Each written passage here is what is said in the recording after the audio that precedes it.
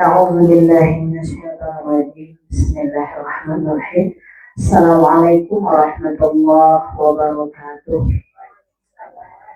الحمد لله الذي نحمده ونستعينه ونستغفره ونعوذ بالله من شرور أنفسنا ومن سيئات أعمالنا من يهده الله فلا مضل له ومن يضلل فلا هادي له أشهد أن لا إله إلا الله وحده لا شريك له وأشهد أن محمدا عبده ورسوله لا نبي بعده رضيت بالله ربا وبالإسلام دينا وبمحمد نبيا ورسولا لا إله إلا الله الحليم الكريم لا إله إلا الله العلي العظيم لا إله إلا الله رب السماوات السبع ورب العرش الكريم لا إله إلا الله الحليم الكريم سبحان الله تبارك الله رب العرش العظيم والحمد لله رب العالمين ففهمنا سليمان وكلا آتينا حكما وعلما وسخرنا مع داود الجبال يسبحنا وطير كنا فاعلين يا حي يا قيوم يا رب موسى وهارون ويا رب محمد صلى الله عليه وسلم اللهم ارزقنا الفهم والحكمة والعقل برحمتك يا أرحم الراحمين يا مجيب السائلين اللهم نور قلبي بنور هدايتك نبينا محمد صلى الله عليه وسلم كما نورت الأرض بنور شمسك أبدا أبدا أبدا برحمتك يا أرحم الراحمين يا مجيب السائلين. Alhamdulillah, hari ini kita akan sambung kembali pelajaran kita, bahwa di Jumat kemarin kita telah bahas tentang secara tuntas apa yang menjadi ikhtiar untuk kita mendapatkan syafaat dari Nabi Allah Muhammad Sallallahu Alaihi Wasallam.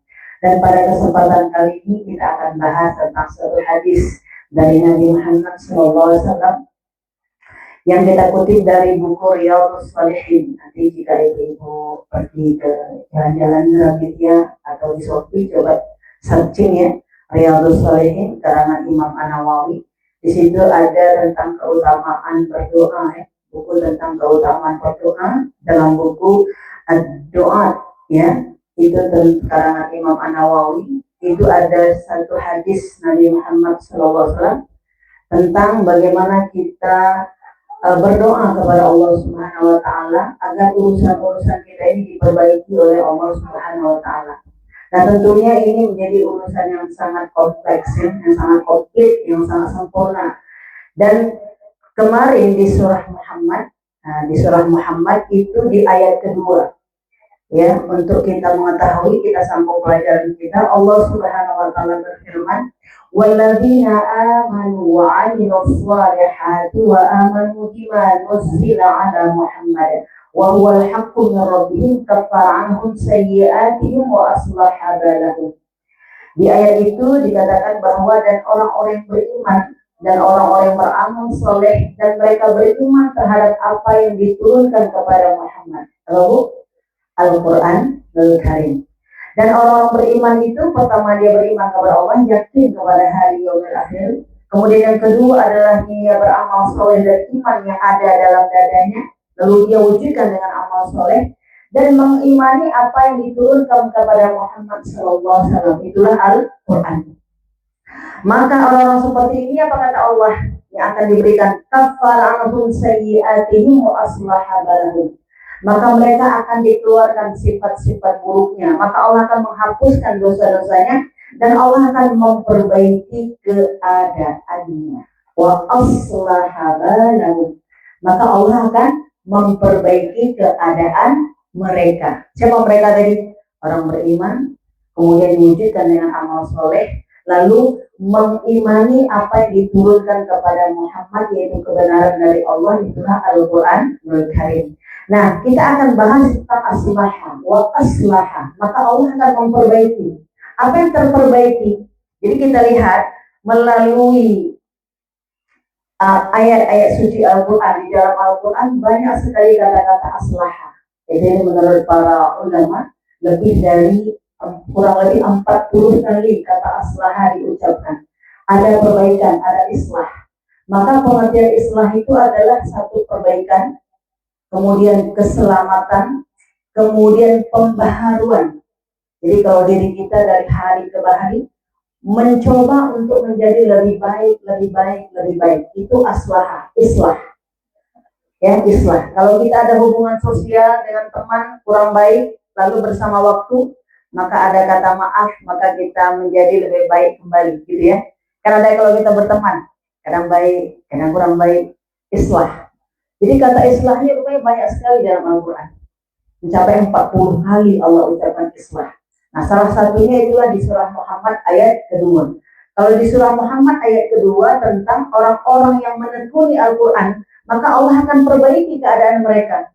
Tapi sebelum Allah memperbaiki keadaan mereka, yang pertama dulu Allah menghapuskan dosa-dosa. Dan kita juga begitu. Seperti hari ini ketika misalnya kita datang untuk menuntut ilmu pengetahuan, maka Allah Subhanahu wa Ta'ala pun sebelum ilmu kita dapatkan, Allah juga menghapuskan sebagian dosa-dosa kita. Jadi islah itu adalah jauh dari kerusakan, ya, keselamatan, perbaikan, dan ini harus ada pada diri seorang muslim. Yang harus ada pada diri seorang muslim. Semangat bersungguh-sungguh yang telah kita kaji, bahwasanya semangat untuk belajar itu harus ada pada diri kita agar kita digolongkan kepada insan yang rabbani, hambanya Allah Subhanahu wa Ta'ala. Nah, terkait dengan ini kita bahas satu hadis Nabi Muhammad sallallahu alaihi wasallam. Apa kata Rasulullah?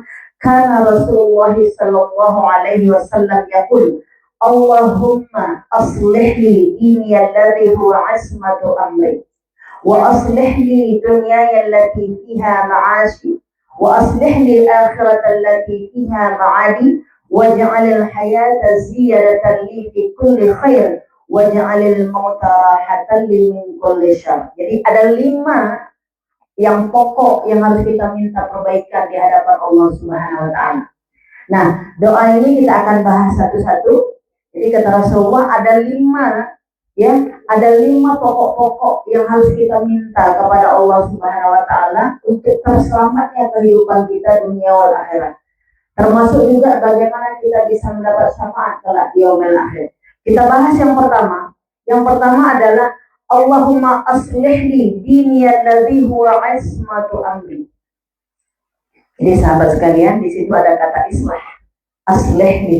Ya Allah, kata Rasulullah, mintalah kepada Allah, ya Allah perbaikilah urusan agamaku. Jadi apa yang paling penting Bu kita minta?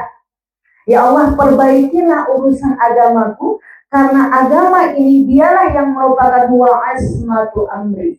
Dialah menjadi pokok perkara yang paling utama. Yang pokok perkara yang paling utama yang kita perbaiki bukan rumah. Bukan rumah kita yang perbaiki. Bukan sepeda kita, bukan kendaraan kita, tapi urusan agama kita. Jadi wa aslih dini alladhi ad-din, agama kita. Bagaimana memperbaiki agama kita? Ya, ini tersambung pelajaran sebelumnya, yaitu bagaimana kita bersungguh-sungguh untuk mempelajari agama ini. Yang pertama adalah tauhid. Yang pertama adalah tauhid. Fa'lam annahu la ilaha illallah, dengan ikhlas. Kita mempelajari bahwa yang paling pokok adalah mempelajari tentang agama ini atau ma'rifah. Makanya nanti Ibu ada buku juga tentang Syajaratul Ma'arif. Ya, Syajaratul Ma'arif itu adalah pohon ma'rifah, pohon mengenal Allah. Jadi buku itu bagus sekali. Bagaimana seluruh ayat-ayat suci dalam Al-Quran, ya, iman kita kepada Allah, apapun yang kita lakukan ini, kita berusaha seluruhnya kita niatkan karena Allah Subhanahu wa Ta'ala dan atas perintah Allah. Makanya wa ma umiru illa liya'budullaha mukhlishina lahuddin. Maka sesungguhnya aku mewajibkan, kata Allah, kepada kamu semuanya untuk melakukan ibadah ini hanya karena Allah. Karena apapun yang kita kerjakan karena Allah, dia akan tertancap ke dalam bumi, menguat, dan dia tidak terputus. Ya, jadi orang-orang yang melakukan ibadah karena Allah itu akan mudah tampak di permukaan. Kenapa? Karena dia tidak mengharapkan pembalasan dari siapapun. Makanya ketika dipuji, tidak dipuji, ya, didengar atau tidak didengar, disenangi atau tidak disenangi, dia akan tetap konsisten. Karena ada yang maha melihat. Inilah manfaatnya tauhid yang benar. Maka dikatakan orang yang tauhidnya benar, itu hidupnya akan konsisten, akan istimror, akan langgeng. Karena kalau kita mengharapkan dari manusia, kadang rame, kadang nggak rame, kadang banyak, kadang nggak banyak, kan? Kadang orang senang, kadang orang tidak senang. Tapi kalau Allah diketahui, tidak diketahui, Allah maha mengetahui. Dalam lubuk hati kita nih, Allah maha mengetahui. Maka dikatakan bahwa engkau bermohonlah kepada Allah. Maka dikatakan dalam penjelasan aslih li diniyan ladzi huwa ismatu amri, bahwa apa yang kau minta dari Allah tentang agar pokok-pokok agama kita ini diperbaiki oleh Allah Subhanahu wa taala dalam kita bersikap bertingkah laku, yang pertama adalah cara ibadah. Jadi kita mohon kepada Allah, cara ibadah kita ini bersama waktu terus melakukan apa? Kita lakukan perbaikan-perbaikan menjadi lebih baik. Nah, dalam buku tadi yang saya katakan Syajaratul Ma'arif, itu dijelaskan tentang bagaimana kita membaca ayat-ayat suci Al-Quran. Lalu ayat suci Al-Quran itu kita imani, lalu kita ihsankan dalam perbuatan. Dicantikkan itu dalam perbuatan. Contoh, siapa yang nggak pernah berinfak? Semua kita pernah berinfak. Siapa yang kita nggak pernah salat malam? Semua kita salat malam, kan? Siapa yang semua kita bisa menuntut ilmu? Semua kita juga menuntut ilmu. Tetapi kita perbagus. Makanya ayat per ayat yang kita baca dalam kesempatan kali ini, dalam kita berguru, dalam kita belajar, itu terus kita dalami, kita maknai, kita pahami, dan kita percantik. Ya, kita ihsankan. Jadi di buku itu lengkap. Ya, di buku itu lengkap tentang bagaimana kita cara mengisahkan perkataan, perbuatan, cara bergaul, ya kan? Itu bagaimana kita memperbagus amalan-amalan kita. Allahumma a'inni ala dzikrika wa syukrika wa husni ibadatik. Baguskan ya Allah cara sujudku, cara rukuku. Nah, itu kita bagus. Nggak boleh menan-menan bahasa kita ya. Alah udahlah sekedarnya lah. Nggak bisa. Jadi kita percantik, kita perbagus. Nah, mungkin kita kalau secara lahiriah itu sudah sangat gampang kita pahami. Kalau ada misalnya ada pakaian kita udah agak sawak sedikit, kita ganti. Kita pakai baju yang baru. Lebaran gitu juga kan, Bu. Lebaran sampai-sampai nggak jadi lebaran kalau nggak ada baju yang baru. Tapi yang dimaksud di sini yang kita perbaiki bukan itu. Yang paling utama kita perbaiki adalah mengenai pokok-pokok agama kita. Yang pertama adalah bagaimana kita menjaga ibadah-ibadah kita.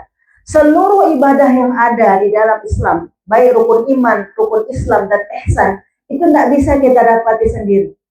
Tidak bisa. Kita memang harus menuntut ilmu. Jadi tidak bisa kita baca selesai, tidak bisa. Ya memang harus kita berguru. Ya, bagaimana cara ruku, bagaimana cara sujud, bagaimana berwudu, bagaimana taharah, itu memang kita harus berguru. Makanya nanti ketika kita datang kepada guru, disitulah nanti akan ada perbaikan-perbaikan. Oh begitu rupanya, oh begitu rupanya, gitu kan. Karena kita datang kepada yang ahlinya. Maka dalam Islam ketika itu kita lakukan akan terjadilah perbaikan-perbaikan. Jadi kata Rasulullah, mintalah, berdoalah engkau kepada Allah. Allahumma aslih li diniyal ladzi huwa ismatu amri. Itulah yang menjadi pokok paling utama dalam hidupmu. Makanya satu hari satu malam tidak boleh tidak. Kita memang harus belajar. Ya, kita memang harus belajar. Dan itu ada di dalam Al-Quran dan dijelaskan dalam hadis-hadis Nabi Muhammad SAW. Maka dikatakan orang-orang yang melakukan islah nanti akan terjadilah perbaikan. Karena terjadi perbaikan, maka amal-amalnya diterima oleh Allah Subhanahu wa taala.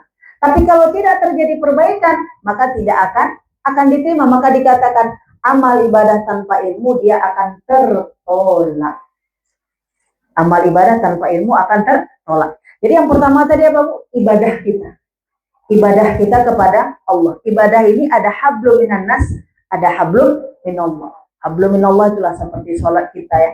Nah, kita perbaiki, macam-macam. Bukan terperbaiki untuk hal yang baru. Karena bisa jadi yang telah kita lakukan selama ini, bisa jadi ada yang kurang di sana sini. Terus kita percantik, kita percantik, kita percantik untuk mendapatkan satu amalan yang dinilai oleh Allah Subhanahu wa taala, ada amal yang diterima, amal yang qabul. Karena amal ini ada yang diterima, ada yang tidak diterima. Ada amal yang dicintai oleh Allah, ada amal yang dimurkai oleh Allah Subhanahu wa taala. Jadi cara ibadah kita kepada Allah. Yang kedua, adab-adab kita kepada Allah. Macam mana adab kita kepada Allah? Rasa syukur yang masuk dalam ruh dan jiwa kita. Jadi kita ini beribadah, kita perbaiki, Bu. Ya kan? Perbaiki cara pandang kita bahwa kita mengibadahi Allah bukan terpaksa. Tetapi lebih kepada syukur kita kepada Allah atas semua nikmat yang Allah beri. Tadi saya datang kemari, saya lihat pohon di bawah itu. Pohon di bawah itu udah mati. Itu juga bentuk daripada kurang bersyukur kepada Allah. Udah Allah tumbuhkan tapi nggak kita siram. Padahal kita bukan masa kekeringan. Air banyak sekali. Tapi karena tidak Nah, itu ibarat pohon. Ibarat tubuh kita gitu juga. Kalau dari hari ke hari tidak ada siraman rohani, maka gersang dan bisa mati bersama waktu. Itu kalau kita siram lagi, bunga itu hidup lagi deh, Bu. Kalbu kita gitu juga. Kalau misal sehari, 2 hari, ya tidak ada yang kita lakukan, ya kan, penambahan baik doa, zikir, dan seterusnya, itu dia hati itu akan mati. Mana menampak hati yang mati? Enggak berasa. Maka dikatakan disebut dengan islah. Satu, itulah baca ayat suci Al-Quran. Ya, itulah membaca ayat suci Al-Quran. Yang kedua, apa itu islah? Itulah engkau berzikir.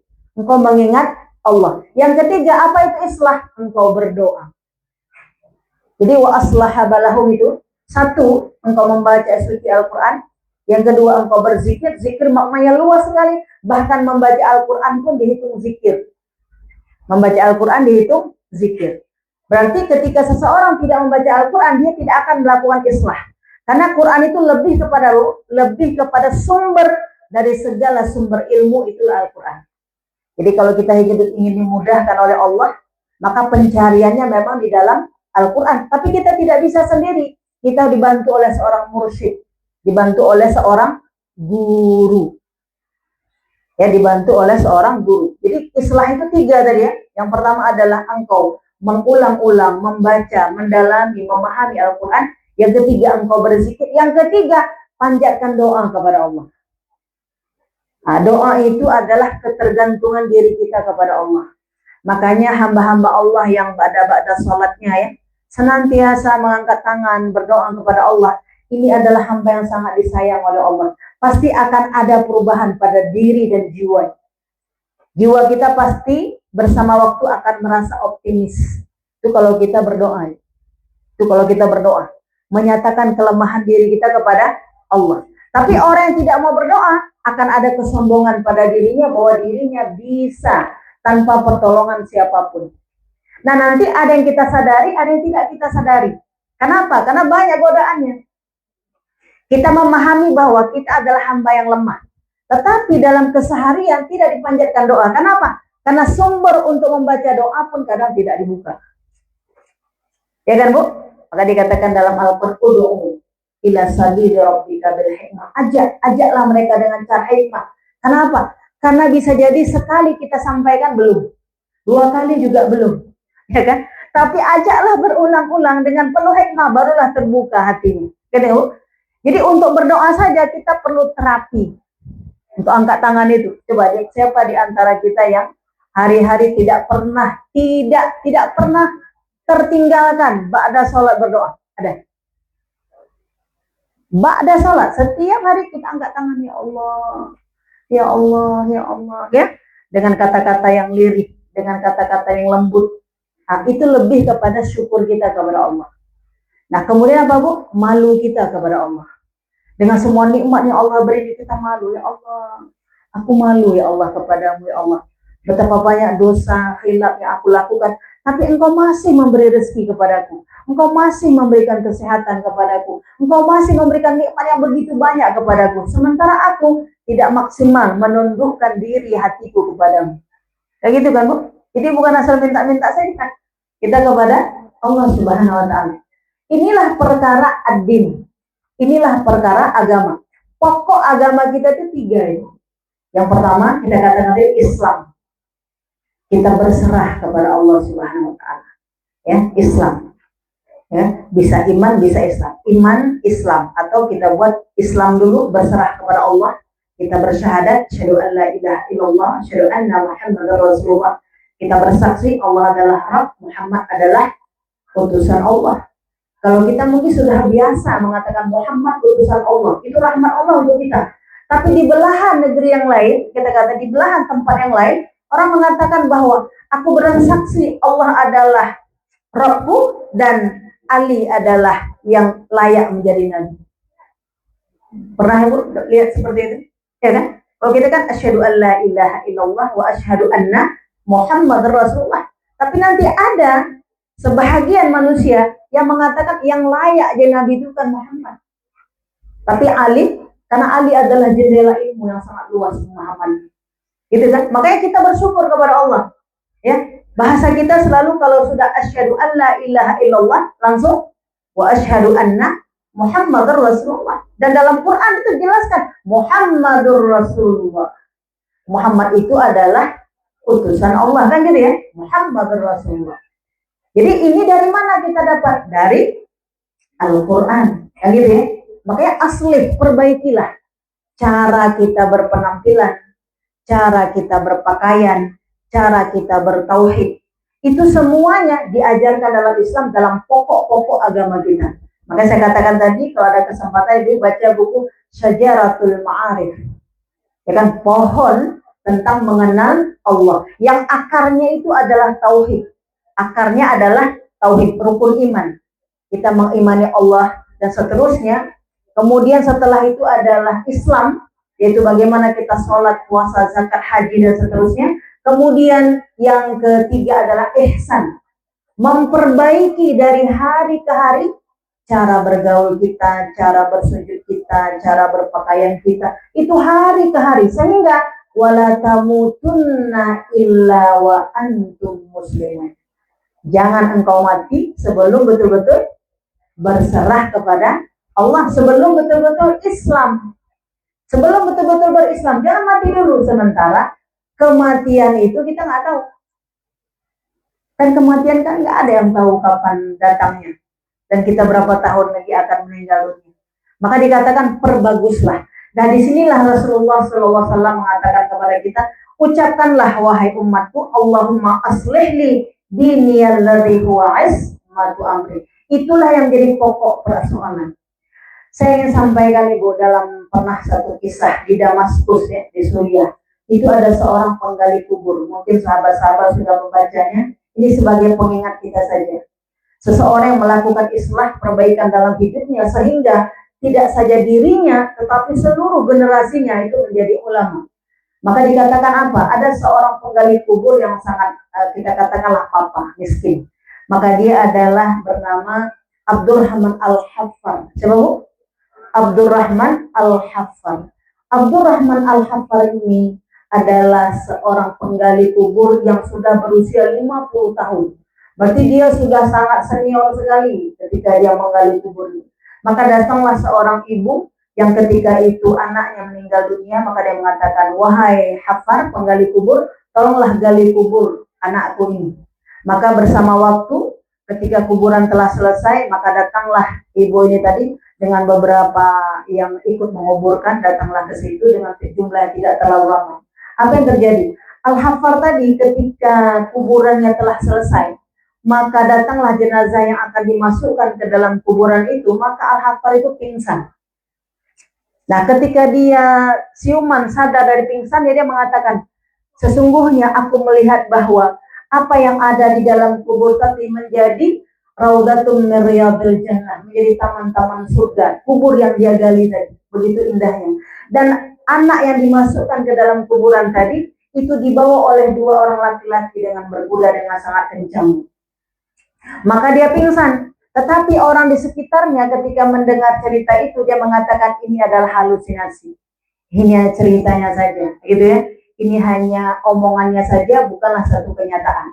Nah, bersama waktu beberapa bulan kemudian ternyata ibu itu datang lagi. Wahai Al-Haffar, maka galilah kuburan satu lagi karena anakku yang kedua juga sudah dipanggil oleh Allah Subhanahu wa taala. Maka dia menggali kubur kembali. Ketika dia menggali kubur kembali, maka Al-Haffar juga memandang hal yang sama ini. Memandang hal yang sama, maka dia melihat bahwa kuburannya itu menjadi raudhatun min riyadil jannah, seperti taman surga yang begitu sangat indah. Dan jenazah yang ada di dalamnya pun diangkut, dibawa jalan dengan sangat kencangnya oleh 2 orang malaikat. Dalam kisahnya seperti itu. Dan ini kisahnya bukan pada masa Rasulullah. Maka dikisahkan ini kurang lebih 40 atau 50 tahun silam. Sampai seperti itu. Apa yang terjadi? Maka ketika itu Al-Haffar berpikir, apa yang terjadi? Maka dikatakan bahwa, wahai seorang ibu, saya ingin bertanya, siapakah jenazah pertama pada bulan yang kemarin dan siapakah jenazah yang kedua yang mereka mendapatkan rahmat yang sangat besar dari Allah bahwa kuburannya menjadi taman-taman surga. Maka ketika itu apa yang dijawab oleh seorang ibu, tidak ada, semuanya biasa saja. Hanya saya saja bahwa yang pertama itu adalah anakku yang pertama yang giat menuntut ilmu, yang terus menuntut ilmu. Kalau kita sekarang namanya santri, ya kan? Santri, talabul ilmi, orang yang rajin menuntut ilmu. Sementara jenazah yang kedua adalah yang membiayai adiknya menuntut ilmu. Dia hanya seorang tukang kayu, tapi hasil pekerjaannya maka dia gunakan untuk membiayai adiknya yang pertama untuk menuntut ilmu. Maka disebutkan bahwa inilah yang diberikan Allah Subhanahu wa taala kelebihan kepada anak yang pertama. Dialah orang yang diberi kesempatan oleh Allah untuk nyantri, untuk terus menggali ilmu Allah. Yang sementara yang kedua, dia tidak punya kesempatan untuk menuntut ilmu, tapi dia membiayai semua akomodasi yang ada dalam dunia menuntut ilmu adiknya. Maka ketika itu Al-Haffar tersadar, disitulah cara Allah memberi hidayah. Apa yang terjadi? Al-Haffar pergilah ke satu masjid yang namanya Masjid Jami' At-Taubah di Damaskus, maka dia bertanya dengan ulama. Wahai ulama, ajarkanlah aku ilmu. Apa kata ulama tadi? Kemana saja engkau selama ini? Berapa umurmu? Sudah 50 tahun. Sudah 50 tahun ya? Sudah 50 tahun barulah dia datang. Barulah dia belajar Iqra. Barulah belajar apa? Iqra. Maka ketika itu kata ulama, kemana saja selama ini? Katanya dia bercerita, sesungguhnya aku dapat petunjuk dari Allah bahwa aku adalah penggali kubur yang sudah kurang lebih 50 tahun. Maka ketika itu pada waktu yang lalu aku melihat ada kuburan yang begitu sangat indah dalam kuburannya. Yang kedua juga seperti itu. Nah tentunya dia tidak bisa membiayai seperti jenazah kedua. Maka dia ambil langkah pertama, maka dia menjadi seorang santri. Dan dalam sejarahnya dikabarkan apa yang terjadi itu sekalian, bahwa Al-Haffar, ya Al-Haffar tadi, setelah 10 tahun, maka dikatakan usianya 50 tahun, 10 tahun kemudian dia menjadi ulama. Dia menjadi ulama. Dan ternyata anak keturunannya pun menjadi ulama. Maka dikatakan bahwa Ja'far Al-Haffar, itulah anak daripada Al-Haffar, menjadi ulama setelah kematian dari ayahnya. Dan turunan-turunannya juga setelah itu rahmat yang Allah beri juga menjadi ulama. Maka dia mengganti posisinya dari si tukang penggali kubur, langsung dia meninggalkan pekerjaan itu dan dia terus menjadi kafarat dalam hidupnya untuk terus menuntut ilmu, berkhidmat untuk terus belajar dan belajar. Nah tentunya kita yang berada di sini tidak semuanya berumur 50 tahun, ya kan? Karena ada yang masih muda lagi. Berarti ini menunjukkan kepada kita bahwa ini bukan kisah masa lalu, tapi kita bisa mengambil 2 bab ini. Yang pertama, apabila kita diberi kesempatan oleh Allah Subhanahu wa taala umur, maka marilah kita terus mempelajari agama ini. Karena inilah menjadi pokok urusan yang paling penting dunia wal akhirat kita. Tapi manakala ternyata memang dengan kondisi, dengan keadaan ya, ternyata kita tidak bisa duduk berkhidmat untuk terus menuntut ilmu, jadilah kita yang kedua. Orang-orang yang membiayai segala fasilitas yang bisa menunjang apapun yang membuat orang dekat dengan Allah Subhanahu wa taala. Dan ini semuanya bisa kita lakukan. Makanya dalam Islam hukum infak, sedekah, zakat dan seterusnya itu kita rata-rata tidak ada penetapan dari Allah sebesar rezeki yang Allah turunkan. Seperti zakat 2,5%. Tidak ada dikatakan sekian 2,5%. Kalau infak berapa? Infak terbaik Anda. Tidak ada dikatakan jumlahnya, tidak ada. Karena ternyata rupanya dalam mata jasadnya Al-Haffar ditunjukkan di akhir zaman memang benar orang-orang yang ahli infak, orang-orang yang membiayai segala kehidupan untuk menegakkan agama Allah ini akan dijadikan kuburannya menjadi taman-taman surga. Yang akan menjadikan taman-taman surga. Nah, tentunya ini menjadi awal kebaikan di alam barzah. Ya, awal kebaikan di alam barzah. Dan ini menjadi ilustrasi yang sangat berharga bagi kita, bahwa mana tahu nanti di antara kita ada yang jalan-jalan ke Damaskus, mungkin ya ke Suriah, itu bisa lihat di sana di Masjid Jami atau Taubat, dan lihatlah nanti di sana bahwa ada kuburan para aulia-aulia Allah. Nah, jadi kalau kita lihat ini Allah buktikan lagi di akhir zaman. Ada kisah-kisah yang memang dulu seperti pada masa Rasulullah, Allah Subhanahu wa taala balas untuk apa? Untuk menyadarkan kembali rasa manusia untuk bersyukur kepada Allah, untuk kita bisa mengikuti jejak-jejak seperti itu. Nah, apabila tidak, maka ini akan terjadi kerugian yang paling besar dalam kehidupan kita ketika kita hidup di atas permukaan bumi. Maka disebutkan tadi apa? Adab-adab kita kepada Allah adalah tinggikan rasa syukur yang paling besar kepada Allah atas semua nikmat. Nikmat apa? Nikmat waktu. Ini seperti sekarang, nikmat waktu yang Allah beri, kita gunakan nikmat waktu ini untuk apa? Untuk terus mendalami hukum-hukum Allah. Karena hanya waktu inilah yang menjadi pembatas kita. Kalau waktu sudah tidak diberikan lagi, adapun harta tidak bisa juga, ya kan? Adapun kemauan tidak bisa juga. Makanya nikmat umur ini menjadi nikmat kesempatan emas yang tidak semua orang bisa dapat. Karena ada kemauan kita, tapi umur tidak ada, tidak bisa juga lagi. Nah, makanya ini doa Rasulullah yang diajarkan kepada kita yang pertama, Allahumma inni aslihli dini alladzi huwa ismatu amri. Ya Allah, perbaikilah ya Allah urusan agamaku hingga urusan ini menjadi yang paling pokok dalam hidupku. Kita merasa bahwa itu penting dan kita akan lakukan. Dan ternyata bahwa Abdurrahman Al-Haffar bukan dirinya saja terperbaiki, tapi seluruh keturunannya menjadi ulama. Yang bukan hanya dirinya ya, ketika dirinya mau berubah, ternyata bukan dirinya saja, tapi anak keturunannya. Makanya sahabat sekalian, kita masih diberi waktu insya Allah oleh Allah Subhanahu wa taala. Mari kita jadikan anak keturunan kita, anak-anak yang menguatkan waktu pikirannya di jalan Allah Subhanahu wa taala. Masuk yang kedua. Yang kedua adalah apa kata Rasulullah? Berdoalah engkau kepada Allah, wa aslihli dunyaya allati fiha ma'ashi. Ya Allah, perbaikilah urusan duniaku, karena urusan dunia itulah tempat aku untuk hidup. Makanya kita bermohon kepada Allah agar Allah cukupkan kehidupan dunia kita. Macam mana kehidupan dunia, Bu? Kehidupan dunia itulah tempat tinggal kita, itulah pasangan kita, itulah pakaian kita, itulah kendaraan kita. Itu kehidupan dunia. Ya kan? Itu kan kehidupannya. Ambillah kehidupan itu untuk mencukupkan kita untuk menunjang ibadah kepada Allah. Tidak boleh berlebihan. Jadi kita memang diperintahkan oleh Allah untuk meminta wa aslihli dunyaya allati.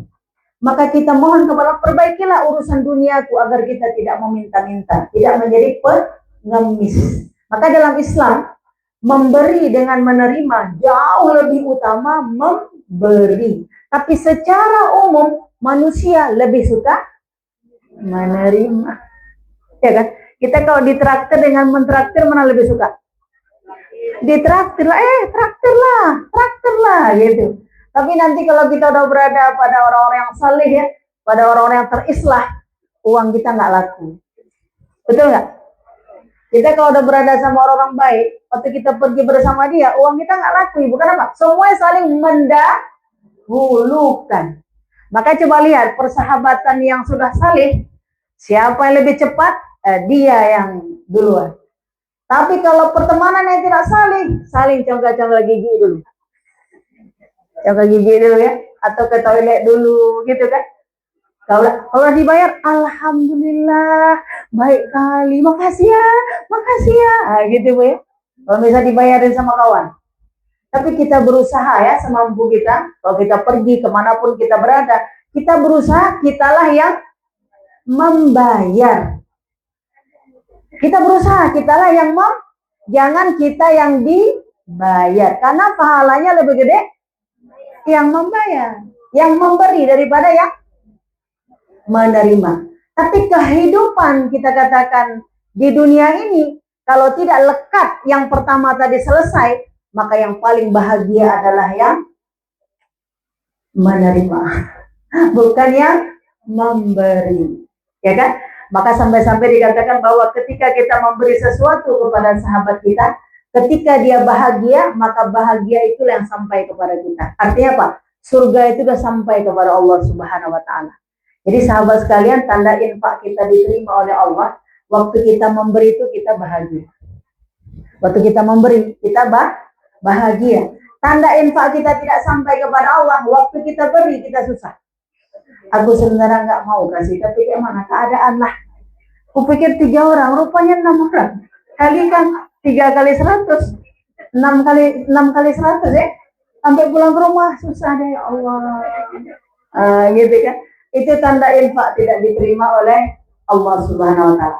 Dan tentunya untuk kita berdoa ini adalah diharapkan dari Nabi yang mulia kepada kita. Semua kita hidup berkecukupan, untuk tidak dihinakan oleh manusia, ya kan Bu? Makanya kita pun kalau berkawan-kawan kayak begini diharapkan memakai pakaian yang selayaknya dipakai, agar tidak timbul rasa kasihan orang sama kita. Ambillah baju yang mana koyak-koyak, mungkin pakai supaya timbul kasihan. Akhirnya orang kasih sedekah. Hai, kok sedekahnya rumah haji? Oh ya Allah, lebih gede rumah dia ketimbang yang tadi. Jadi memakai yang sepantasnya ya Bu ya. Tidak juga berlebihan, tidak juga yang paling rendah, untuk tidak dihinakan. Maka dikatakan kemanapun kita pergi, kita memakai pakaian yang selazimnya. Jadi kalau pergi ke rumah fakir miskin, tidak boleh yang perhiasan penuh, baju yang terlalu mahal. Kasih sedekah 100.000. Makanya orang-orang fakir ya Allah, 100 dikasihnya, padahal gelenggi gitu kan. Jadi maka yang selazim. Nanti kan Bu, yang selazim ya. Artinya kalaupun kita pakai parfum, bukan parfum yang 10 meter masih tercium. Kalaupun kita memakai, kita katakanlah warna, bukan juga warna yang kita bilang yang menyolok dan seterusnya. Itu dalam Islam diajarkan. Tapi mau saya katakan di sini, kita diminta berdoa oleh Allah Subhanahu Wa Taala agar Allah perbaikilah urusan dunia kita. Sehingga dengan urusan dunia kita itu memperkuat kita bisa ibadah. Kan banyak ya Bu, kalau kita lihat, kita misalnya mau pergi mengaji saja, kadang-kadang tidak ada kendaraan kita. Ya kan? Mau pergi mengaji, bukan untuk mencari rezeki, mau pergi mengaji, tidak ada kendaraan kita. Mau kita misalnya bersedekah, tidak ada yang bisa kita sedekahkan. Bukan tidak ada kita bisa sedekahkan, kita tidak mau sedekah, enggak. Tapi memang tidak ada. Makanya kata Rasulullah, berdoalah engkau kepada Allah. Wa aslih li dunyaya allati fiha ma'ashi. Ya Allah, aku mohon kepadamu ya Allah agar engkau berikan aku rezeki dunia, agar rezeki dunia ini, karena inilah kehidupanku, agar aku bisa menjalani kehidupanku dengan baik. Jadi kita bisa bermohon kepada Allah, ya Allah, murahkanlah rezekiku ya Allah, agar aku sempurna untuk mengibadahi engkau ya Allah. Boleh? Ya Allah, berilah aku rezeki yang cukup ya Allah, sehingga dengan rezeki yang cukup aku bisa berbagi ya Allah. Boleh? Ya Bu, kita meminta kepada, karena tujuan kita meminta dunia untuk akhirat kita. Ya Allah, berilah aku kelapangan rezeki, sehingga aku bisa mendidik, membesarkan anak-anakku sekolah ya Allah. Boleh? Kita meminta kepada Allah Subhanahu Wa Taala. Jadi ini bukan satu hal yang cinta dunia, tidak. Tapi kita memang diminta oleh Rasulullah untuk berdoa agar kehidupan dunia kita dicukupkan. Kenapa? Kalau kehidupan dunia kita dicukupkan, kita bisa berbagi kepada manusia yang lain dalam rangka untuk apa Bu? Ibadah kepada Allah Subhanahu Wa Taala. Makanya seperti yang saya katakan di awal, dalam Islam itu ada zakat, ada infak, ada sedekah, ada nazar. Itu semuanya bahagian daripada dunia yang cukup. Betul kan? Dunia yang cukup. Tapi semuanya dialirkan kemana? Fisabilillah. Makanya sampai-sampai kalau kita diberi rezeki oleh Allah, maka kita memberi pakaian kita untuk menutup aurat-aurat kita secara sempurna, itu pun fisabilillah. Kita diberi rezeki oleh Allah, kita beri, kita belanjakan untuk makanan yang bergizi untuk anak-anak kita, itu pun fisabilillah. Jadi bukan kalau dunia untuk makan itu nggak ada pahala, enggak. Ya, itu semuanya diberikan fasilitas oleh Allah Subhanahu Wa Taala Yang penting kata Allah, semua itu engkau gunakan di jalan Allah Subhanahu wa taala. Yang ketiga, wa aslih li akhiratal lati fiha ma'adi. Ya Allah, perbaikilah urusan akhiratku. Ini sama seperti perkara yang pertama. Tapi ini lebih spesifik lagi. Wa aslih li akhiratal lati fiha ma'adi. Ya Allah, perbaikilah ya Allah urusan akhiratku, karena urusan akhiratku adalah urusan tempat aku kembali nanti. Jadi kalau kita lihat, kita hidup sekarang ini, semuanya harus kita gandengkan sama akhirat.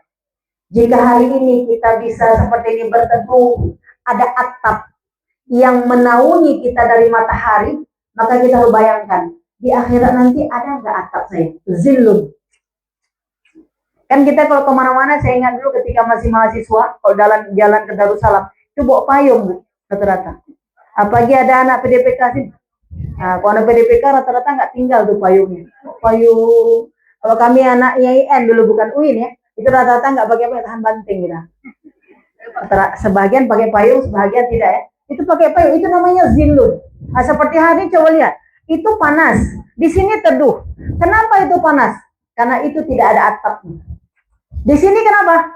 Di sini ada atapnya. Yang gitu kan? Nah, untuk atap ini butuh biaya. Betul nggak? Makanya nanti di yaumil akhir ada yang memang telanjang kepala langsung ke matahari, tapi ada yang dinaungi, disebut dengan zillun.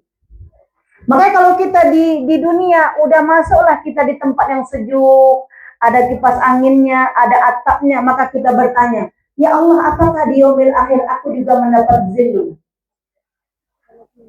Ya kan? Mendapat zillun. Apa itu zillun? Perlindungan atau payung. Payung kehidupan dunia, inilah dia atap. Itulah rumah, tempat kita berlindung. Tapi nanti di yaumil akhir tidak ada lagi itu, rumah tidak ada lagi. Yang ada adalah amal-amal soleh kita. Makanya apa yang bisa memperberat timbangan di yaumil akhir, itu harus kita cari. Untuk apa? Untuk kita bisa selamat pada kehidupan yaumil akhir. Maka dikatakan Allah dalam surah Ad-Duha, walal akhiratu khairul laka minal ula. Sesungguhnya kehidupan akhirat itu jauh lebih utama daripada kehidupan yang awal. Itulah kehidupan dunia. Walaupun tadi kehidupan dunia tetap kita minta kepada Allah Subhanahu wa taala. Jadi kita mohon kepada Allah bahwa Allah Subhanahu wa taala memberikan kehidupan kepada kita, kehidupan akhirat yang itulah menjadi tempat tujuan akhir. Maka dikatakan bahwa apakah kehidupan akhirat yang paling utama yang harus kita minta kepada Allah Subhanahu wa taala? Maka di sini dikatakan bahwa hendaklah engkau meminta seluruh kebaikan yang ada di akhirat. Apa kebaikan yang ada di akhirat? Yang balik yang pertama tadi itu tauhid kepada Allah Subhanahu wa taala. Banyak pun amal kita, kalau niatnya bukan karena Allah, tidak akan dapat. Walaupun kita mengaji, walaupun kita berzikir, walaupun kita baca Quran, semuanya kalau niatnya bukan karena untuk Allah dan yakin kepada yaumil akhir, itu tidak akan berbuah di yaumil akhir. Maka ketulusan niat-niat kita ini harus kita terus perbaiki dan kita jaga. Ya, bagaimana kita menjaga persahabatan dalam takwa, bagaimana kita bisa menjaga pekerjaan dalam takwa, bagaimana kita menjaga keluarga kita untuk takwa. Karena hanya satu kata takwa itulah yang menjadi bernas ketika kehidupan akhir nanti. Nah, kalau kita lihat dalam kitab Berdaya ini, masing-masing semua kita ada cara berpikir masing-masing. Semua kita berpakaian, semua kita punya rumah tangga, semua kita punya sahabat. Tapi tujuan kita melakukan semua itu karena apa? Kalau karena tujuan akhirat, dapatlah di akhirat nanti. Kalau tujuannya bukan untuk akhirat, nggak dapat. Hanya dapat di dunia, tapi tidak dapat di akhirat. Makanya ada orang yang berdoa, ya Allah, berikanlah aku bahagia di dunia, ya Allah. Maka kata Allah, janganlah engkau meminta itu, karena celaka bagimu.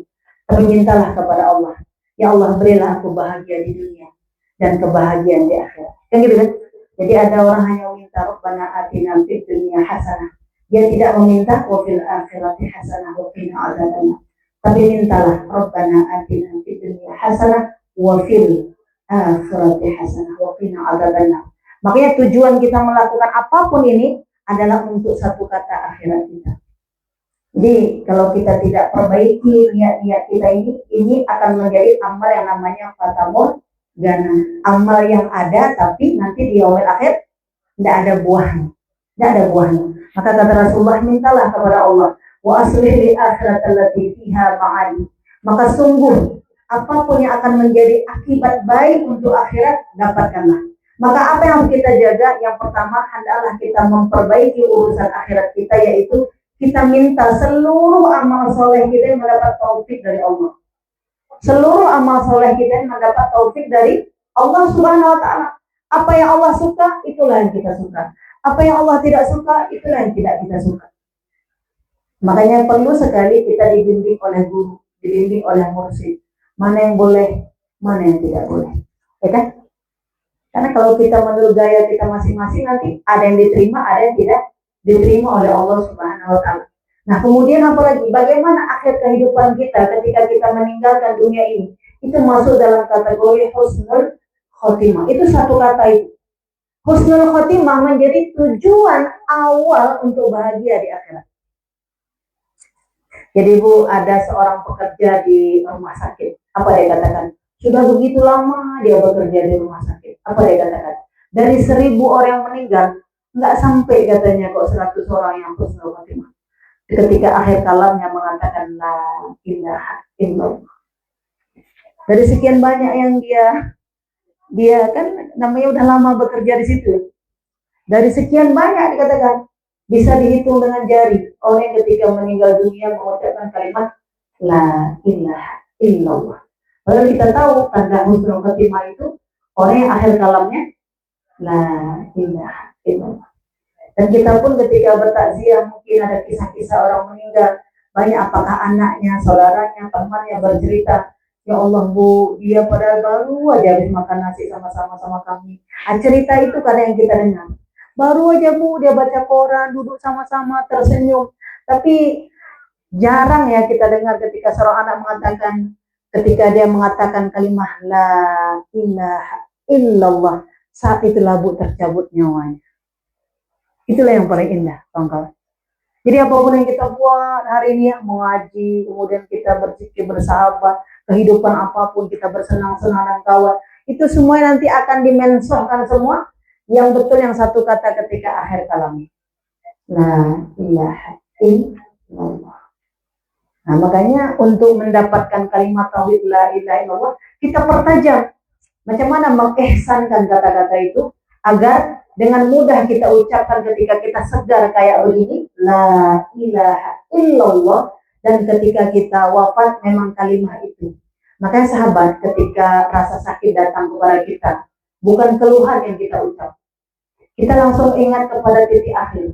Maka cepat-cepat langsung la ilaha illallah. Jika ada sakit, jika ada rasa yang kurang nyaman di badan, kurang nyaman di pikiran, kurang nyaman di keadaan, ujian kehidupan kan banyak misalnya. Nah itu cepat-cepat langsung la ilaha illallah dalam sendiri kita, dalam kesendirian kita itu kita ulang karena kita tidak tahu mungkin itulah akhir daripada kehidupan dunia kita yang sudah sampai untuk menjadi husnul khotimah. Maka dikatakan ucapan kalimat tauhid la ilaha illallah bukanlah untuk dilatih, diamalkan, tapi engkau resapi dan terus engkau mengulang-ulang itu menjadi satu kebiasaan. Karena kita tidak tahu kapan datangnya kematian itu. Maka kematian datang sesuai dengan kebiasaan kita masing-masing. Mana kebiasaan kita? Kalau kebiasaan menyanyi, menyanyilah kita. Kalau kebiasaan kita bersendagurau, sendaguraulah kita. Gitu kan? Kalau kebiasaan kita biasa tertawa, tertawalah kita. Jadi sesuai kebiasaan masing-masing yang paling sering kita lakukan. Nah, jadi ini sahabat-sahabat sekalian, kita mohon kepada Allah agar Allah memudahkan kita untuk mendapatkan husnul khotimah. Kita telah pelajari beberapa pertemuan-pertemuan sebelumnya. Untuk mendapatkan husnul khotimah ini, satu yang paling prinsip adalah kita selalu berhusnuzan kepada Allah, berprasangka baik kepada Allah dari semua keadaan kita. Kadang-kadang kita tidak berprasangka baik, ya kan? Misalnya gini, ketika kita mau sholat, ada orang datang minta tolong. Assalamualaikum. Padahal kita udah berwudu, udah pakai mukena. Datang orang, assalamualaikum. Kita bisa jadi berprasangka buruk. Alah, aku mau sholat, tampullah dia. Bisa kan? Nah, padahal Allah yang memberikan kebaikan kepada kita sebagai ujian kepada kita itu. Nah, makanya ada kisah tentang ketika ada orang-orang yang datang ingin meminta bantuan kepada kita, lalu kita setelah berwudu dan telah ingin mengangkat takbir, tapi ketika itu ada orang minta tolong, maka dahulukan dulu, bertemu dengannya, lalu pastikan apa yang menjadi kebutuhan orang yang datang. Baru kita setelah itu sholat sunat kita. Baru kita melanjutkan ibadah kita kepada Allah Subhanahu wa Ta'ala. Sampai untuk ibadah-ibadah sunnah, kalau kita dalam berkeluarga, ketika kita mengangkat takbir, lalu kita dipanggil oleh pasangan kita, anak atau siapapun, terutama suami, maka kita juga mendahulukan menjawabnya. Kalau itu bukan sholat yang fardu. Kalau sholat sunnah ya, karena apa? Ini juga menunjukkan bahwa apa hablum minan nas itu juga membuat kebaikan yang besar untuk kita. Jadi dalam hidup ini berprasangka baik terhadap keadaan-keadaan itu menjadi sebab kita untuk bisa mendapatkan husnul khatimah, berprasangka baik. Seperti kita hari ini terik misal matahari, apa prasangka baik kita? Allah Subhanahu wa Ta'ala menebarkan kebaikan yang dari teriknya matahari. Gitu kan? Makanya Abu Darda pernah pada satu kali ketika dia sedang berpuasa terik sekali matahari, maka Abu Darda mengatakan, ya Allah, segala puji bagimu yang telah membuat hari seterik ini. Mudah-mudahan ketika aku berpuasa ini, aku rasakan teriknya, keringnya tenggorokan, tidak aku rasakan lagi ya Allah, keringnya di padang mahsyar. Itu karena imannya sudah kuat. Kira-kira kita kalau panas puasa, kita bilang, ya Allah panas sekali lah hari ini. Tapi ketika redup, bagaimana kita bilang, ya Allah enak kali puasa hari ini, enak kali puasa hari ini. Alhamdulillah kali deh hari pertama teduh kayak gini, enak kali, kayak gitu kan Bu. Nah itu berbeda-beda memang, ya kan? Berbeda-beda. Jadi prasangka baik itu lebih pada ilmu kita memahami tentang apapun yang Allah ciptakan, apapun yang Allah buat kepada kita, memang itu baik. Pernah Bu kita berdoa, lalu doa kita belum dikabulkan? Ada ya? Kita berdoa, doa kita belum dikabulkan. Rata-rata kita senang apa susah? Susah. Padahal dalam Islam tidak seperti itu. Dalam Islam, apabila engkau berdoa kepada Allah, apabila hajat-hajatmu belum dipenuhi oleh Allah, tidak boleh mengurangi kegembiraanmu. Tidak boleh mengurangi kegembiraan kita, tidak boleh mengurangi paras wajah kita ini. Wajah kita ini nggak boleh bahkan, maka tahulah kawan kita, oh belum, ini hajatnya belum tercapai. Apalagi kita istri-istri, bang begini, waktu dikasih uang, ketawa terus dia. Waktu belum dikasih, atau dibilang, udah abang traktir, udah senang balik. Ya kan Bu?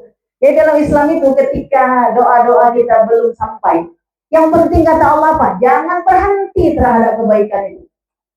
Karena itu pasti sampai. Itu hanya ujian kesetiaan saja kepada Allah. Ya, ujian kesetiaan kepada Allah. Seperti kita belajar, Ibu. Kita belajar sekali belum dapat, 2 kali belum dapat, 3 kali. Jangan berhenti. Terus. Itu dikatakan istiqomah. Tegak berdiri lurus, tidak bengkok. Maka nanti apa? Pada satu waktu yang telah Allah tentukan, maka kita akan merasa sangat puas ketika ikhtiar-ikhtiar kita dikabulkan oleh Allah. Sama juga nih seperti dunia ini. Seperti dunia ini, apapun yang kita lakukan bukan untuk hajat dunia, tapi untuk hajat akhirat. Makanya ketika hajat dunia ini belum Allah kabulkan, tidak ada masalah. Lanjutkan terus, karena ada yang menanti, itulah hajat akhirat kita diberikan surga oleh Allah Subhanahu wa Ta'ala. Maka dikatakan kita mohon kepada Allah untuk wa aslih li akhirat allati fiha ma'adi. Ya Allah, perbaguskanlah urusan akhiratku, karena itulah tujuan aku kembali. Apa yang kita minta kepada Allah selanjutnya? Ya Allah, mudahkanlah aku masuk ke surga, ya Allah. Ini harus kita minta, kawan-kawan. Ya Allah, mudahkan, bukan masukkan. Mudahkanlah aku, ya Allah, masuk ke surgamu. Bukan masukkan ya, Bu. Mudahkanlah aku agar masuk ke dalam surgamu. Makanya di hadis tentang menuntut ilmu, itu predikat yang luar biasa, dikatakan bukan mendapat ilmu. Wa man salaka tariqan yaltamisu fiha ilman sahhalallahu lahu tariqan ila jannah. Siapapun yang ketika di dunia dia bergerak singgah di taman-taman surga dunia, itu majelis-majelis ilmu, maka dipastikan sahhalallah.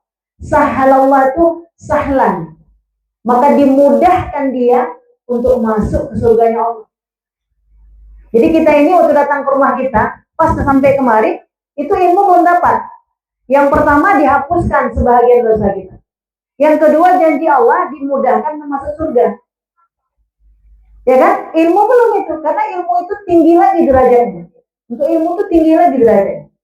Coba kita lihat, apakah semua kita datang menuntut ilmu, lalu kita dapat ilmu? Belum. Itu perlu perjuangan panjang. Tapi Allah menjanjikan orang-orang yang datang, maka dihapuskan sebahagian salah-salahnya. Apa Bu contoh? Ada rasa di pikiran kita. Kalau kita menuntut ilmu, ada rasa bahwa kita ini kurang. Ada ya? Rasa kurang. Ada rasa menyesal. Ada rasa berdosa. Ada rasa bersalah kepada Allah. Kemana kita selama ini? Seperti Al-Hafar tadi, tanya sama Syekhnya. Memang selama ini 50 tahun kemana? Kan tanya ada rasa di Al-Hafar. Maka ketika rasa-rasa itu menghapuskan dosa-dosa masa lalu. Itu lebih daripada surga, Ibu. Lebih daripada surga. Karena sebab dihapuskan dosa itulah nanti pembuka surganya Allah. Lalu sifat-sifat buruk kita itu terkikis. Sifat-sifat buruk kita terkikis dengan sendirinya. Apakah sifat misalnya melalaikan waktu? Pasti kita kalau sudah ada seperti itu, kita jaga waktu kita manage ya. Jam sekian sampai jam sekian saya harus ini, harus ini, harus ini. Seperti hari ini, Jumat 14.30, berarti saya pagi harus selesaikan ini, selesaikan supaya 14.30 saya sudah sampai di majelis ini. Dan waktu kita per minggu kita manage lagi, waktu kita per bulan kita manage lagi. Agendanya apa? Agendanya itu luar biasa, rahasia-rahasia berkah yang dibuka oleh Allah bagi orang penuntut ilmu untuk akhirat. Nah akhirat ini kan nggak nampak nih, masih jauh sekali, maka perlu ada iman, keyakinan kepada yaumil akhir. Jadi orang yang percaya kepada keyakinan yaumil akhir itu tertancap dalam jiwanya program-program. Ya kan Bu? Tertancap dalam jiwa kita program. Apa yang harus kita lakukan? Ini tertancap semuanya. Makanya janji Allah dimudahkan kepada surga. Terbukalah nanti rahasia-rahasia keberkahan dari Allah Subhanahu wa Ta'ala. Jadi kalau kita lihat ya, doa Rasulullah itu satu baris saja, tapi luar biasa makna yang ada di dalamnya. Ya, makanya dikatakan andaikan kau tidak bisa memahaminya, ucapkan aja lah. Yang penting kau ucapkan aja. Wahai ustazah, saya nggak bisa mensyarahkannya, nggak ada masalah. Yang penting kita ucapkan aja. Wa aslih li dunia yang lati fiha ma'asi. Ya Allah, berikanlah kehidupan, cukupkan aku kehidupan dunia, karena itulah tempat kehidupanku.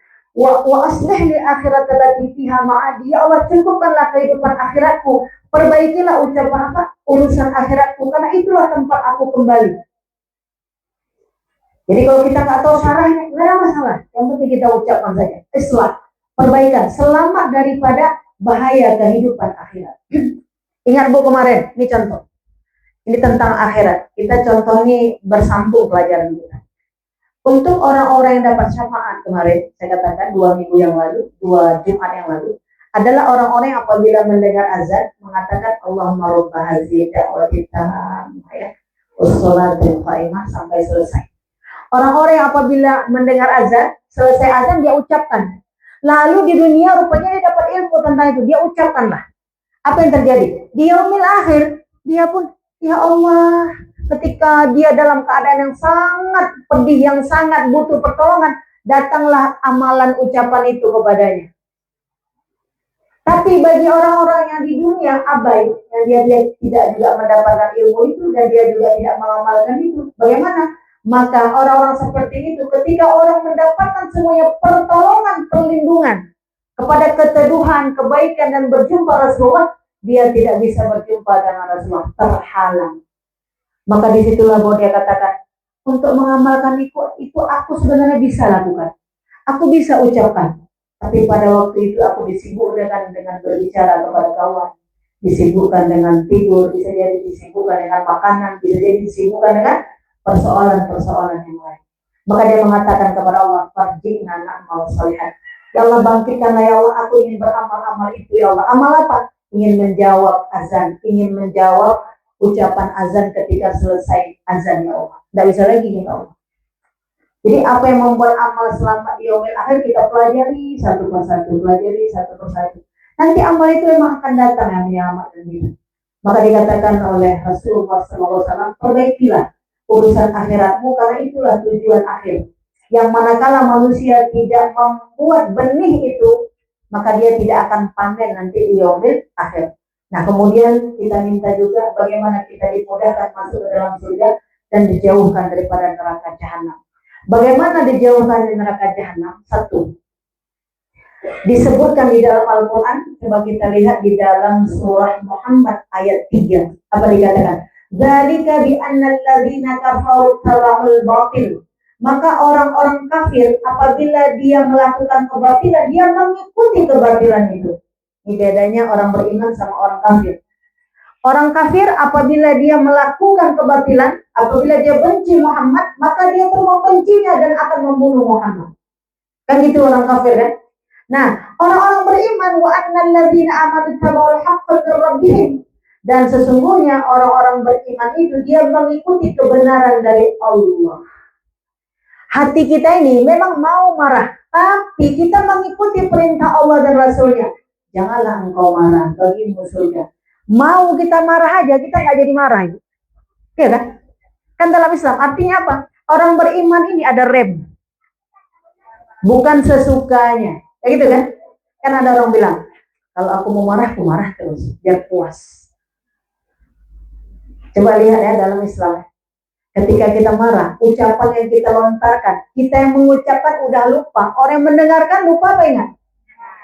Makanya ada bahasa orang 20 tahun yang lalu, dia pernah mengatakan ini. Kita yang mengucapkan, kita sudah lupa. Ya kan, Bu? Jadi dikatakan apa? Orang-orang beriman apabila dia ingin menuruti nafsunya, maka dia berhenti. Dia tidak mengikuti. Tapi orang-orang kafir terhalang. Kalau dia mau lakukan, maka dia langsung lakukan. Tidak ada yang mengeremnya. Inilah salah satu pembeda orang kafir dan orang mukmin. Makanya ketika kita baca Al-Quran, banyak sekali tanda-tanda wakaf. Berhenti. Boleh berhenti, boleh jalan. Kan ya? Ada tanda kola, ada tanda sola, ada tanda qaf, ada tanda jim, ya loh. Ada kita pelajari itu?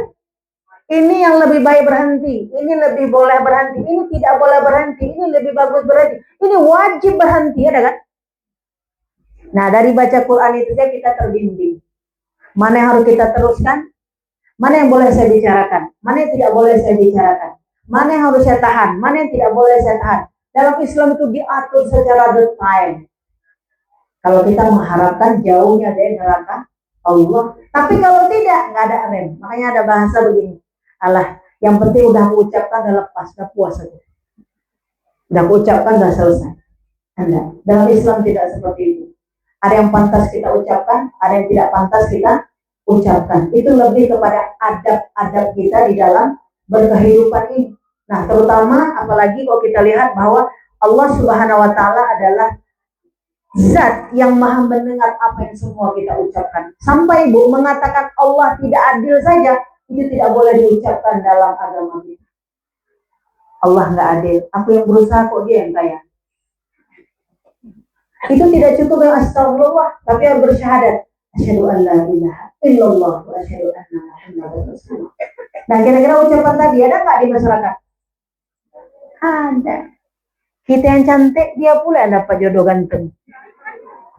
Tidak kan? Ini kan kalau kita nggak ngaji, biasa aja, kayak biasa aja tuh. Kayak ucapan tuh biasa aja. Tapi itulah takdir Allah. Takdir Allah itu baik. Nah gitu kan? Makanya ucapan orang beriman selalu subhanallah, masya Allah, la haula wala quwata illa billah. Semuanya ucapan zikir yang dikembalikan kepada Allah Subhanahu wa Ta'ala.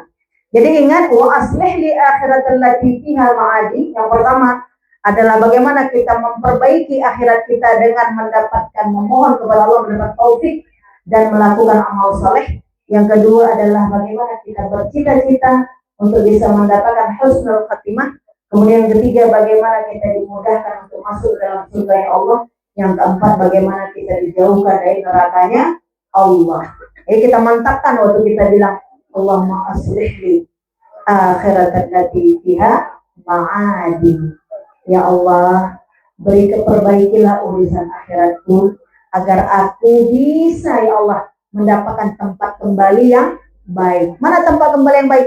Kalau pas mati husnul khatimah. Pas di akhirat nanti masuk ke dalam surganya Allah dan tidak masuk ke dalam nerakanya Allah Subhanahu wa taala. Lalu kita mendapat taufik, senang, beribadah ini senang. Kita beribadah ini senang. Jadi Ibu, kalau kita doa kita insya Allah dikabulkan oleh Allah, karena Allah Zat yang Maha mendengar. Apapun kebaikan yang kita kerjakan, hati kita emang senang, bahagia. Nah, masuk sedikit lagi, ya, yang keempat, waj'alil hayata ziyadatan li fi kulli khair. Ya Allah, aku mohon kepadamu, jadikanlah kehidupanku ini ke depan. Jadikanlah kehidupanku sekarang ini sampai ke depannya semuanya bertambah baik, bertambah khair. Jadi kalau seperti ini kita berkawan, persahabatan yang bertambah baik. Ya kan, Bu? Kalau kita kaya, kaya yang bertambah baik. Kalau kita pandai, pandai yang bertambah baik. Kalaupun kita ternyata miskin, doa apa yang bertambah baik juga.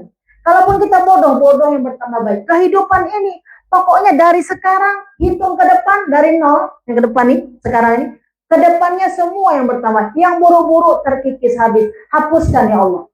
Itu hebat sekali. Ya, waj'alil. Jadikanlah ya Allah. Hayati, apa kehidupanku saat ini, ziyadatal khair. Ya, bertambah baik, ke depannya bertambah baik. Jadi kalau orang pun berkawan sama kita, bertambah baik. Orang bersama kita bertambah baik. Suami kita bersama kita bertambah baik. Anak kita bersama kita bertambah baik. Kehadiran kita membuat semuanya bertambah baik untuk kehidupan kita ini. Jadi waj'alil hayata ziyadatan li fi kulli khair. Ya Allah, jadikanlah kehidupanku setelah ini semuanya bertambah baik ya Allah. Dalam kehidupan kita. Maka dalam Islam, Bu, kalau istilah orang membersihkan diri, ada namanya tahalli, ada namanya takhalli, ada namanya tajalli. Pertama, menjauhi maksiat. Kemudian setelah itu berusaha untuk taat. Jadi kita mengetahui efek-efek maksiat apa. Yang kedua, kita melakukan taat. Yang ketiga, menghiasi hidup kita dengan taat. Kita hiasi, itulah ihsan tadi. Kita baguskan hidup kita dengan ketaatan kepada Allah. Yang kelima, waj'alil mauta rahatan min kulli syarr. Ya Allah, aku mohon kepadamu, jika mautku datang, jauhkanlah aku dari segala keburukan. Waj'alil mauta. Apabila datang maut kepada diriku, rahatan li. Ya, jadikanlah tempat rehat yang aku terjauh dari min kulli syarr, dari semua keburukan. Apa keburukan di alam maut? Su'ul khatimah. Su'ul khatimah itu digambarkan, kita tahu semua karena kita ngaji dari kecil. Itu kalau air laut sejumlah samudra yang sangat banyak diberikan untuk dia minum karena hausnya saat itu, tidak cukup untuk minum saat itu. Bayangkan, kita kalau haus, ada kan Bu, segelas, 2 gelas, 3 gelas, kan udah dikasih minum lagi pun kita nggak bisa minum lagi.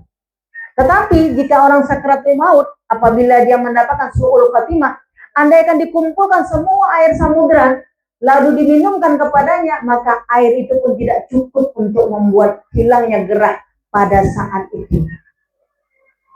Maka kita mohon kepada Allah yang namanya su'ul khatimah dijauhkan dari kita. Maka kita minta sama Allah, waj'alil hayata ziyadatan li fi kulli khair, kebaikan-kebaikan. Yang terakhir, waj'alil mauta rahatan min kulli syarr. Ya Allah, jadikanlah maut sebagai tempat istirahat terakhirku dan jauh dari segala macam keburukan. Siksa kubur. Bayangkan Bu, siksa kubur. Siksa kubur itu seperti hanya ada kuburan kita di sana, di dalam depan kita ya, balik. Itu siksa kubur, tidak ada siang, tidak ada malam. Kalau disiksa, siksa terus. Tidak ada istirahatnya. Sampai kapan? Sampai yaumil qiyamah. Sampai yaumil qiyamah. Mungkin kalau di dunia ada rehatnya sebentar. 17 Agustus ada keringanan. Ya kan? Iya, ada remisinya kan? Tapi kalau di yaumil akhir tidak ada. Maka dikatakan jika engkau susah di dunia, ingatlah, tidak ada susah. Kalau kita susah di dunia, tidak sesusah seperti yaumil akhir. Karena susah di dunia itu ada batas akhir. Kalau kita senang di dunia, ingatlah dia ada batas akhir. Tapi senang di akhirat tidak ada batas. Makanya kalau kita senang di dunia, ingat, aku senang gak di yaumil akhir. Karena ada kita itu, mandi-mandi ke pantai, ke laut, ya, ingat, jam berapa orang nih? Cepat balik terus. Karena itu akan berakhir. Ya kan? Kalau kita lanjutkan, maka nanti tidak ada kesenangan yang tidak berakhir itu. Tapi kalau kita putuskan, maka kita dapat senang dunia dan dapat senang di yaumil akhir. Maka kita minta kepada Allah Subhanahu wa taala dijauhkan yang pertama dari siksa kubur. Dan itu doa kita sama-sama kalau kita habis sholat fardu ya. Fil alamina innaka hamidum majid. Allahumma inni a'udzubika min azabi jahannam. A'udzubika min azabil qabri wa min fitnatil mahya wal mamat wa min fitnatil masiihid dajjal. Ini kalau kita udah umur 50 tahun, fil alamina innaka hamidum majid, jangan langsung assalamualaikum. Maka ini kita hafalkan kawan-kawan. Ini per hari 5 kali, tambah lagi salat sunnah, tambah lagi salat sunnah, tambah lagi salat. Itu tiap waktu kita ucapkan. Maka nanti ketika sakratul maut, datanglah penolong-penolong amal ini. Ini nggak main-main, karena semua kita akan melewati sakratul maut. Cuma beda-beda waktu saja. Ya kan? Beda-beda waktu saja. Maka dikatakan, waj'alil mauta rahatan li. Ya Allah, jadikanlah mautku sebagai tempat istirahat yang jauh dari semua keburukan. Keburukan pertama adalah keburukan jauh dari siksa kubur. Yang kedua adalah keburukan dari semua kejelekan. Apa? Fitnah. Oh, waktu hidup dia dulu, dialah yang tukang curi kelapa tuh. Kan ada ibu? Karena amalnya tinggal. Ya kan? Manusia kan meninggalkan amal. Kalau buruk, orang astagfirullah, udah meninggal dia. Semoga Allah lapangkanlah kuburnya. Cerita lagi. Iya bu, dulu kelapa saya itu bu. Ini alhamdulillah sekarang udahlah panen penuh. Kalau dulu nggak pernah panen penuh. Karena asal udah, itulah dia yang ngambil tuh. Astagfirullah. Istighfar lagi. Karena manusia itu kan nggak bisa kita tutup mulutmu, bisa nggak? Nggak bisa. Amal masing-masing. Jauh dari ucapan-ucapan kejelekan. Nah kemudian dikatakan apa? Terbebas daripada lalai dan maksiat. Ya, terbebas daripada lalai dan maksiat. Jadi ada maksiat lahir, ada maksiat batin. Jadi maksiat itu, dicatat ya, maksiat apabila dikerjakan lalu akhir hidupnya tidak bertobat, ketika dia meninggal dunia, itu kalau dilanjutkan oleh orang yang mengikuti maksiatnya, itu jadi maksiat jariah. Ingat dulu ya. Jadi maksiat ya, jariah. Jadi ada amal soleh jariah, ada maksiat jariah. Misalnya dia melakukan apa misalnya? Ya dalam kehidupan dunia ini, misalnya buat satu model pakaian seksi, lalu tren lah, laku, meninggallah yang pembuat tadi, ya kan, desainernya meninggal, lalu generasinya melanjutkan mode itu. Nah sampai kapanpun orang memakainya ini tetap, kalau dia ketika matinya belum bertaubat kepada Allah. Makanya orang beriman yang melakukan ini baik apa enggak? Kalau baik berarti untuk diriku dan orang lain, kalau tidak baik untuk diriku juga untuk orang. Nah itulah makanya ada amal jariah. Tapi ingat, ada maksiat jariah. Ada maksiat jariah. Contoh, apabila seseorang menjelek-jelekan orang lain, rupanya nggak betul itu. Jelekkan si Polan, meninggallah dia. Si Polan tadi masih berpikir dia itu jelek yang tadi itu. Tanpa dia mensokan, teruslah itu. Dosanya terus. Jadi hati-hati kawan. Ini dalam kita bersahabat, dalam kita bergaul. Nah, dalam kita bergaul ini kita harapkan kita diselamatkan oleh Allah. Maka dikatakan dalam buku Riyadhus Shalihin karangan Imam An-Nawawi, hafalkanlah doa ini. Ya, ada 5 yang kita minta kepada Allah. Yang pertama, ya Allah, perbaikilah urusan duniaku, perbaikilah urusan agamaku, karena itu menjadi pokok perkara yang penting. Yang kedua, perbaikilah urusan duniaku, karena itulah tempat hidupku. Yang ketiga, perbaikilah urusan akhiratku, karena itulah tempat kembaliku. Yang keempat, perbaikilah ya Allah urusanku ketika aku hidup sampai ke depan. Sampai aku mati. Ya, dari sekarang sampai yang akan datang. Jadi bukan cerita masa lalu, cerita hari ini ke depan. Ya Allah, jadikanlah kehidupan yang baik, pertambahan kebaikan dari setiap langkah yang aku lakukan. Yang kelima adalah ya Allah, jadikanlah mautku sebagai tempat istirahatku yang jauh dari segala kerusakan dan keburukan. Inilah kata-kata islah yang diajarkan Rasulullah Sallallahu Alaihi Wasallam. Maka arti islah itu adalah selamat dari kebinasaan, selamat daripada segala kerusakan, dan islah itu adalah perbaikan dan keselamatan. Makanya sahabat sekalian, marilah kita bersama-sama melakukan islah, baik islah secara individu dan islah sosial. Dan kita di sini di Balai Romo Aceh setiap 2 pekan sekali melakukan islah tentang surah Al-Fatihah.